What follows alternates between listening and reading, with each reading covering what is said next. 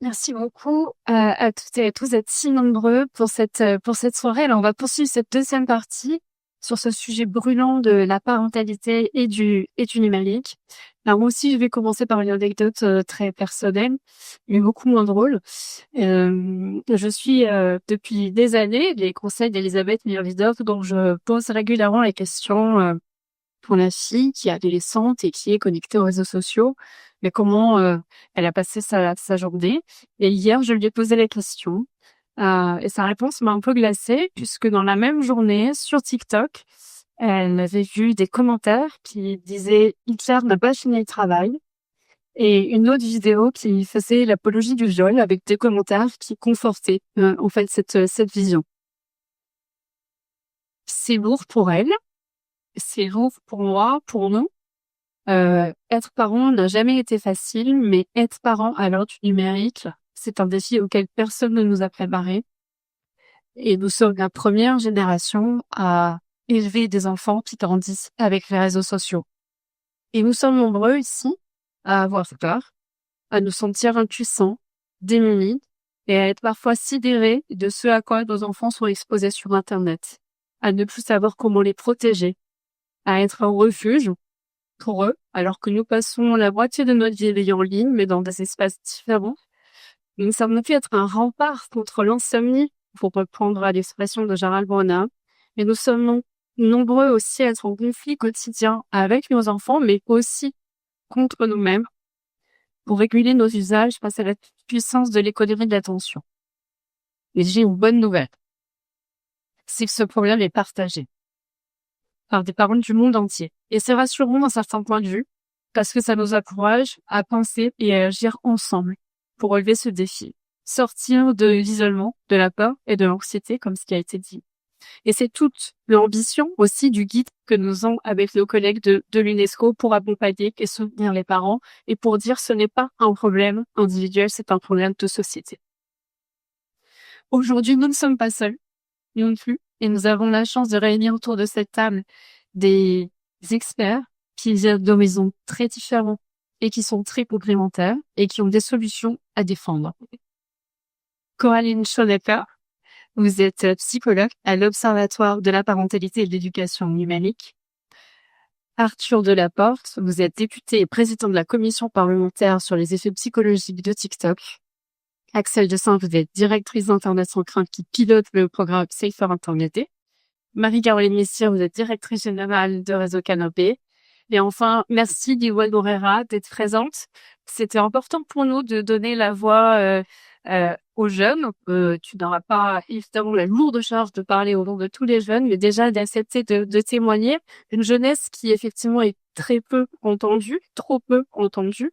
Et j'en profite d'ailleurs pour citer un document important des Nations Unies sur les droits de l'enfant dans l'environnement numérique, l'observation générale numéro 25 du Comité des droits de l'enfant, qui est le fruit, et il faut le saluer, d'une consultation internationale de 709 enfants qui viennent de 28 pays différents. Entre autres, il n'y a pas eu qui ont été consultés, mais ils ont été consultés pour définir les principes directeurs pour garantir que l'univers numérique soit un espace sûr, inclusif et respectueux des droits des enfants.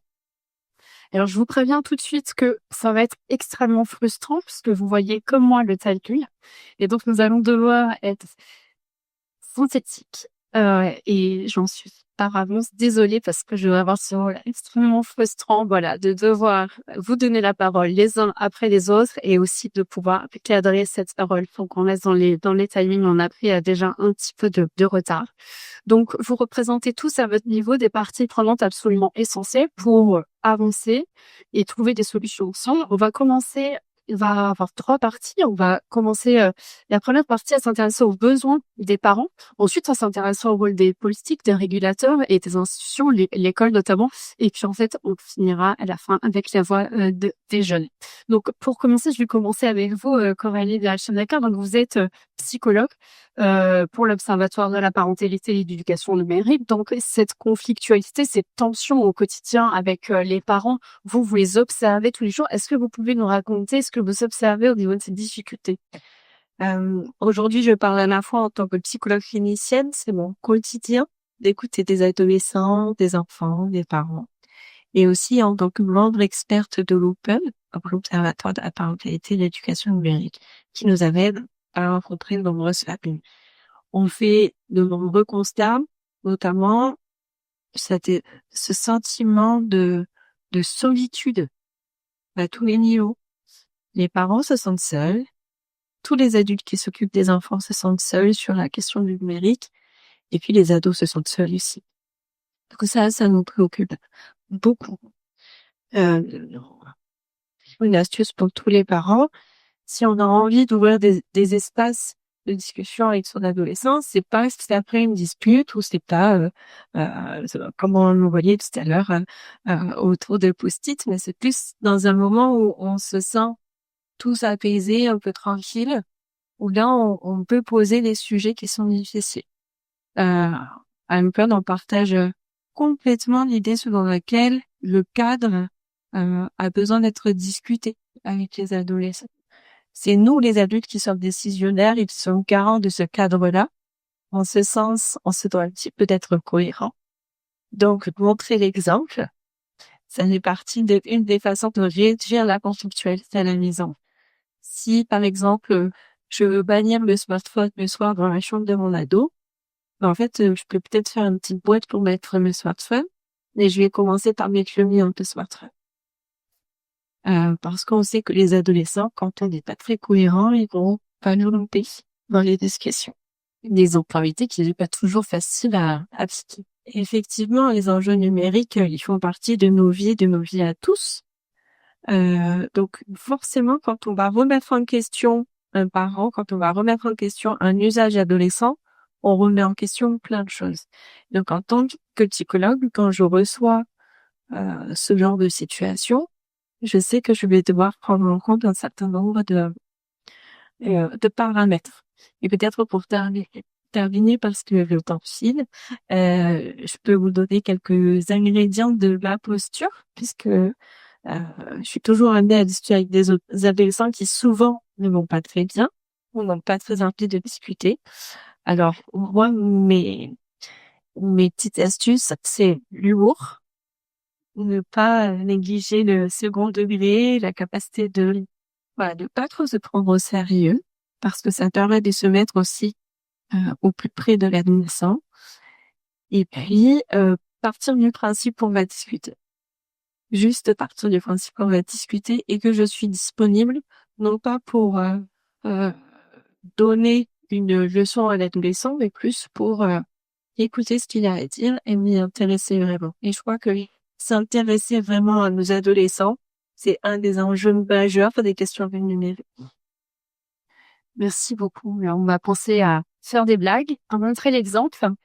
Axel, de ça, on va poursuivre avec vous, puisque vous vous dirigez Internet Central. C'est un programme qui accompagne les familles et qui organise notamment le sapin Internet Day. Alors, je vous conseille pour tous les parents francophones de consulter votre site Instagram qui regorge de conseils très concrets et quotidien sur nos vies de parents connectés. Je voulais savoir, selon vous, quelles compétences et quelles connaissances les parents doivent avoir et transmettre à leurs enfants pour justement à la fois assurer leur sécurité tout en entretenant le dialogue et cette ligne de crête justement que vous défendez aussi dans votre travail. Alors déjà, merci beaucoup pour cette invitation. J'ai envie de revenir sur un petit extrait qu'on a vu tout à l'heure d'adolescence au moment où on entend les parents. Ils me disent, mais en fait, il était dans sa chambre, il était là, et le papa qui disait ensuite, on ne peut pas tout contrôler, qu'est-ce qu'on pourrait faire de plus? Et je trouve que cette situation, elle est extrêmement révélatrice de toutes les idées reçues aussi, toutes les injonctions qui sont faites aux parents et qui les empêchent parfois d'agir. Cette idée de, voilà, il est dans sa chambre, finalement, on ne sait pas ce qui se passe dans cette chambre. Et si on faisait le parallèle avec la vie de tous les jours, à quel moment on ne le sait pas. Où sont nos enfants, ce qu'il faut et avec qui ils parlent pendant 4-5 heures par jour. C'est à peu près la moyenne des adolescents le temps qu'ils passent le jour. Si on le transpose dans la vie quotidienne, on se dit, mais jamais ça nous arrive. Or, ne pas s'intéresser à ce qui se passe derrière cette chambre, dans cette chambre, sur cet écran, c'est exactement ça. Et puis, il y a donc cette idée aussi que les enfants connaissent tout, que c'est eux qui ont des choses à nous apprendre, qu'en fait, ils sont des experts du numérique. Donc, c'est vraiment une idée à casser parce que ça donne l'impression qu'on n'a pas besoin de les accompagner. Et par ailleurs, les parents qu'on rencontre, ils nous disent, moi, j'y connais rien et je sais pas comment faire. Eux-mêmes, ils se délégitimisent. Ils sont persuadés qu'il faut être expert. Alors, nous, la première chose qu'on nous dit, on aime bien cette phrase, c'est de leur dire, il n'y a pas besoin d'être expert du numérique pour parler numérique avec ses enfants. Elisabeth le disait très bien, aussi de changer notre manière d'aborder les choses. On leur dit, comment ça passé ta journée à l'école aujourd'hui? Qu'est-ce que tu as fait en sport? Qu'est-ce que tu as fait en maths? Mais jamais, comment ça va sur tes réseaux? Comment tu te sens après avoir passé 1 heure sur TikTok? Tiens, moi j'ai entendu parler de telle chose, est-ce que toi t'en as entendu parler aussi sur tes réseaux? En fait, ce dialogue, il est important parce que, comme vous le disiez, c'est important de s'intéresser à ce qu'ils font. Parce qu'aujourd'hui, une autre idée reçue aussi, et malheureusement le mot qu'on a utilisé pour mettre en place tous les outils de paramétrage, on parle aux parents de contrôle parental. Et en fait, en leur disant ça, c'est ce que dit le papa, on ne peut pas tout contrôler, on leur demande pas de contrôler. Aujourd'hui, on est surpris de voir que les parents géolocalisent beaucoup plus leurs enfants qui leur parlent de numérique, alors que tout simplement s'intéresser à ce qu'ils font, c'est leur montrer aussi qu'après, ils vont avoir une posture d'adulte qui est à côté d'eux, qui va être capable de leur parler de ces sujets. Et c'est très important parce que, comme vous le disiez, ils sont extrêmement seuls devant les écrans. C'est l'occasion, comme vous l'évoquiez, Virginie, peut-être au détour d'une conversation, se rendre compte qu'ils ont été face à un contenu violent, un contenu haineux, et peut-être de leur donner des clés pour y répondre ou aller chercher justement du contenu qui peut les exposer à des choses bienveillantes. Nous, Internet sans feinte, on propose plein d'outils gratuits pour l'éducation numérique, mais aussi pour les parents. Et on a notamment fait un outil qui s'appelle Féminum et qui propose de créer sa charte des écrans à la maison et de faire en famille. Et le fait de faire ce travail collectivement, ça va être aussi l'occasion de se poser la question de ses propres pratiques, de cette question de l'exemplarité, et puis de réfléchir au moment de connexion, de déconnexion, et peut-être effectivement quand on se dit qu'on est intact, qu'on partage des moments ensemble, mettre ces écrans de côté. Ça peut être bien de décider aussi qu'il enlève l'écran, il ne rentre pas dans la chambre. Donc, changer de mot, changer de certains clichés aussi qu'on a posé, qu'on a imposé plutôt aux parents, ça va peut-être les permettre de se redonner confiance et d'oser parler de ces sujets avec leurs enfants. Merci beaucoup, Axel. Arthur Delaporte, des députés et président de la commission parlementaire sur les effets psychologiques des TikTok, et votre rapport a beaucoup marqué l'actualité, on en a beaucoup parlé, avec des recommandations très fortes. Et parmi toutes ces mesures, qui sont tout à fait passionnantes, le rapport est vraiment extrêmement intéressant, notamment toutes les auditions qui ont été très suivies, qui nous ont permis d'ailleurs de découvrir certains influenceurs, et vous le dites, qui sont souvent méconnus par les parents. J'ai une question qui est un petit peu embêtante, mais il faut bien faire un choix là, parce qu'on a très peu de temps. Donc, si vous aviez, c'est du coup de sélectionner vraiment une mesure qui vous semble la plus urgente aujourd'hui à défendre, ça serait laquelle, et surtout, qu'est-ce que ça changerait pour vous, aux parents au quotidien, si elle était Reste question. Alors, du coup, comme on va pas pouvoir évoquer tout le reste, je vous renvoie à la lecture des propositions, sachant que, je le dis, les propositions, ce qui a été adopté à l'unanimité, c'est leur rapport, c'est-à-dire le travail, le constat, le diagnostic. Et donc, la nécessité d'adopter, c'est aussi de publier, dire que ce constat, il est partagé sur les dangers de l'algorithme, sur les effets sur les plus jeunes à l'issue donc de toutes ces auditions, les 100 pages, je vous invite à lire. Et donc, ce rapport, les propositions, elles peuvent faire pour certaines un peu plus des objets de tout est partagé. Par exemple, moi j'ai une réticence certaine pour tout ce qui va être pénalisation des parents, parce qu'on voit, et aujourd'hui les extraits que vous avez passés, le débat qu'on a là, les parents ils font ce qu'ils veulent, ils font de leur mieux, il faut pas les surculpabiliser, et globalement, dans leur ensemble, ils sont conscients qu'il y a des risques, des enfants aussi, ils sont plus intelligents qu'on croit, bref. Moi je crois qu'ils sont intelligents, mais pour en revenir aux propositions, il y a en gros une soixantaine de propositions, et ce qu'on entend divers, il y en a qui sont liés à la régulation de l'algorithme, qui est la première des priorités, parce qu'en fait, le sujet, c'est quel contenu on propose, avant de voir qui le voit et comment on le sélectionne. Et donc, si on arrive à agir a priori, c'est toujours mieux qu'être derrière confronté à des contenus masculinistes. Donc, l'enjeu, c'est la visualisation de l'algorithme et la modération, c'est les premières priorités. Et si on change de perspective, qu'on se met du côté de l'individu et qu'on considère qu'on n'a pas totalement réussi à assainir cet espace numérique, c'est de façon jamais totalement possible, et bien, pour les enfants, je pense que c'est d'abord la question du contrôle de l'âge. Le contrôle de l'âge, ben, c'est la première des choses parce que ça permet à l'enfant d'avoir, quand il est mineur, un univers sécurisé, un univers où il n'a pas accès à tous les contenus, notamment à des contenus interdits aux mineurs, notamment à la pornographie, mais pas seulement. Et donc, voilà, moi je crois que c'est la première des priorités. Et la bonne nouvelle, c'est que c'est pas impossible, et même que c'est peut-être possible dans un temps proche, puisque cet été, la Commission européenne a déjà fait évoluer ses lignes directrices sur la protection des mineurs. Et dans les mois qui viennent, il y aura peut-être 6 mois, l'année qui vient en tout cas, la mise en place d'une expérimentation à l'échelle nationale de mécanismes de vérification d'identité numérique et notamment de l'âge. L'ARCOM a sorti une étude aujourd'hui qui montre que 2 tiers des mineurs mentent sur leur âge sur les réseaux sociaux.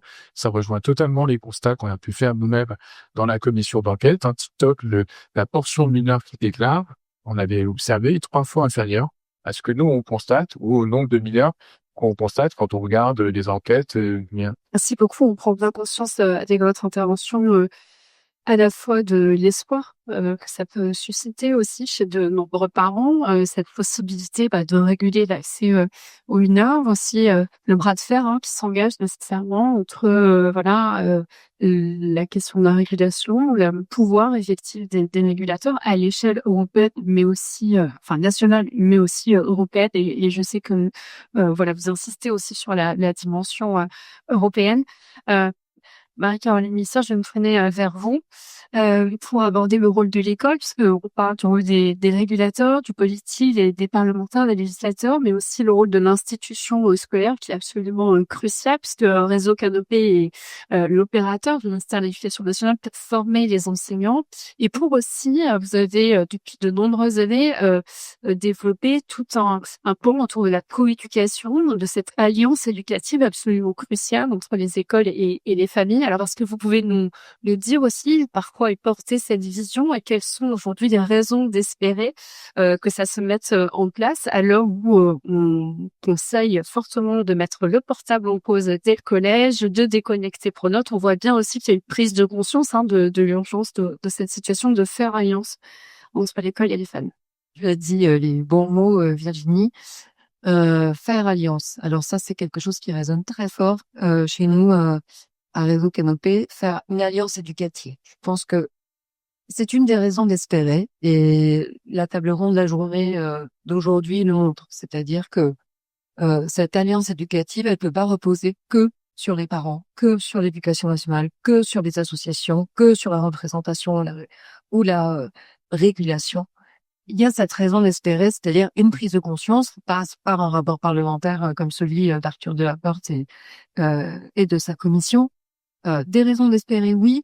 Que fait l'école aujourd'hui et que peut-elle faire et que pouvons-nous faire en tant qu'institution pour prendre en charge et écouter quand même ce qu'on a vu dans ces extraits, ce qu'on entend aujourd'hui, qui est la très vive inquiétude des parents. Alors, portable en pause est généralisé à cette rentrée par notre ministre Elisabeth Borne. Et je pense qu'il faut se saisir de cette mesure qui n'est pas totalement nouvelle, puisque depuis 2018, le portable est interdit au collège. Mais ce n'est pas suffisant. Donc, il faut s'en saisir comme une opportunité éducative pour interroger la place du numérique dans la vie des enfants et des parents. Donc, c'est ça la coéducation. Et nous, à Réseau Canopé, on peut accompagner cette prise de conscience dans les établissements scolaires. Mais je pense qu'il est nécessaire de baser un cap collectivement. Et c'est pour ça que ça repose sur ces alliances éducatives, associations, ministères, évidemment l'action que mènent les enseignants. Passer un cap, ça veut dire quoi? C'est que je pense qu'on n'a pas pris en charge collectivement, et c'est ça que nous disent les parents, c'est ça que nous disent ces extraits ou cette série qui a tant interpellé. On n'a pas pris en charge ce que ça veut dire la numérisation du monde, en termes d'accès au savoir, en termes d'éducation. Et donc, concrètement, dans les établissements scolaires, quand on met le portable en pause, qu'est-ce qu'on pourrait en faire? ça pourrait donner lieu à une stratégie collective qu'on construit avec les parents, avec les enseignants, pour interroger cette question. On a des adolescents qui vivent dans ce monde numérique. Qu'est-ce que ça implique? Et moi, il y a un mot que j'aime bien déployer pour réfléchir à ça, et qui me semble un horizon éducatif très intéressant, qui dépasse la question de on-off, réseau par réseau, interdire, éduquer. C'est le discernement. Ça passe par le dialogue, vous l'avez très bien dit tous et tous. Mais le discernement, si on revient aux racines latines du mot, ça veut dire séparer les éléments. Et ça renvoie à la pensée analytique, ça renvoie à la capacité à mettre à distance le réel. Donc une image, une situation vécue sur les réseaux sociaux, un texte. Donc ce savoir ce savoir analyser, ce savoir discerner ce qui est vrai ou faux, ce qui relève de la vie fictive ou de la vie réelle. Je pense que ça peut traverser toutes les disciplines. Ça questionne sa relation au monde aussi. Ce discernement, on dit l'âge du discernement, à 7 ans, ça y est, on s'est discerné, c'est l'âge de raison. Je pense que c'est une valeur éducative qui peut être discutée, partagée dans les établissements scolaires. Ça a l'air très fumeux comme ça, ce n'est pas du tout. Je pense que ça, pour les éducateurs, et pas seulement les enseignants, les éducateurs dans leur ensemble, ça peut faire commun et ça peut donner lieu à une discussion qui nous permet de nous extraire de la seule question de voilà, est-ce qu'on éduque, est-ce qu'on interdit, voilà. Mais ça passe aussi par la régulation. Et moi, je parle à titre personnel. On a été très interpellés dans la commission par les auditions qu'on a eues avec les plateformes. Et je pense qu'on a aussi vocation à protéger. Et protéger, ça passe aussi par la régulation. Alors, Gilwen, moi, RH, je te tutoie aussi parce que tu as fait un stage au Clémy et c'est aussi l'occasion de rappeler à quel point l'éducation média à l'information en classe, dès l'école primaire, c'est tellement indispensable pour transmettre ces connaissances et ces compétences que les parents ne sont pas forcément en mesure de transmettre parce qu'on n'est pas tous égaux, justement, face au numérique. Et quand on a préparé donc cette table ronde, on avait aussi envie de t'entendre sur la place des réseaux sociaux, parce qu'on a regardé une série qui en parlait, on a écouté beaucoup d'experts qui sont spécialisés de la parentalité des ados, des réseaux sociaux. Et voilà, toi, quelle place ils occupent dans ta vie et quel message aussi tu veux nous faire passer à nous, adultes et enseignants, parents, pour mieux vous accompagner et vous soutenir? Déjà, merci beaucoup. Moi, je suis très heureuse d'être ici. Les réseaux sociaux, ça joue un rôle multiple dans ma vie. J'y passe beaucoup de temps, comme la plupart des jeunes, parfois trop de temps. Et donc d'abord, c'est une source de divertissement, bien sûr, en regardant des vidéos. C'est également un moyen de communication qui est important. Et ça, c'est un peu la partie positive des réseaux sociaux. C'est également parfois un outil d'information qui est plus ou moins compliqué à discerner, enfin les vraies informations et les fausses. Et c'est aussi un dévoreur de temps, évidemment. Quand on en discutait, tu me disais que toi, tu serais plutôt favorable à l'interdiction des réseaux sociaux avant 15 ans, contrairement à monsieur le député. On peut peut-être lancer un débat dans les 4 minutes qui nous restent. Je te laisse finir et je dirai ce que je veux. Oui. Fais-nous. Mais c'est intéressant de voir que beaucoup d'adolescents, quand on leur pose la question, sont pour justement cette restriction. Mais je te laisse finir. Voilà. Et je sais peut-être ça. Ok. Donc oui, effectivement, moi ce que j'attends du gouvernement finalement, c'est que qu'il y ait des réformes qui soient claires, qui soient pas contournables et qui soient strictes pour tous les jeunes, parce que malheureusement, il n'y a pas tous les parents qui demandent à leurs enfants comment leur jeunesse s'est passée en ligne. Et donc je pense qu'il faudra généraliser par exemple le couvre-feu numérique, la gestion du temps d'écran, l'accès ou non à certaines applications. Et je pense que il faudrait faire des réformes vraiment novatrices et qui permettraient à tous les jeunes d'avoir une égalité des chances par rapport à ça. Par rapport aux enseignants, effectivement, je pense que c'est très important de faire de l'éducation aux médias et à l'information, parce que moi et mon entourage qui ont mon âge, on est un peu perdu sur des informations. Il y a un surplus données qui viennent de partout et qui se contredisent. Et donc, je pense que c'est très important pour les enseignants de donner aux jeunes la possibilité de s'informer correctement. Euh, pour les parents, je pense que oui, comme vous l'avez dit, il faut que le cadre soit posé. Enfin, je comprends qu'il y a un cadre qui doit être posé, mais je pense que il faut que ce soit fait en discussion avec l'adolescent, ne pas le braquer, euh, ne pas forcément interdire, parce que je pense pas que ce soit la solution. Je pense que quand des réformes peuvent être faites pour interdire et que ce soit généralisé à tous les jeunes, ça c'est une bonne chose, mais ouais, une sanction individuelle par enfant par les parents, je pense que c'est moins efficace.